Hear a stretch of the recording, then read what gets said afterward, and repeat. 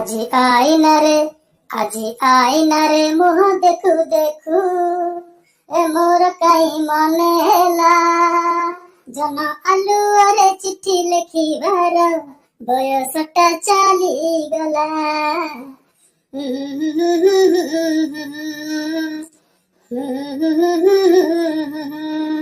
ହେଇଟି ଶୁଭୁଛି?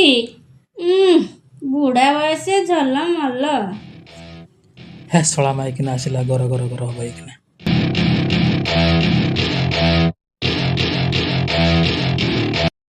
ଟଙ୍କା 500 ଦେଲ, ଦରକାର ଅଛି। 500 ଟଙ୍କା? ମୁଁ ପରା କାଲି ଦେଇଥିଲି ତମକୁ 500 ଟଙ୍କା। ଆଉ କ'ଣ ସିଏ ଅଛି? ସରିଲାଣି ନା? ସରିଲାଣି? କ'ଣ କଲ କି 500 ଟଙ୍କାରେ?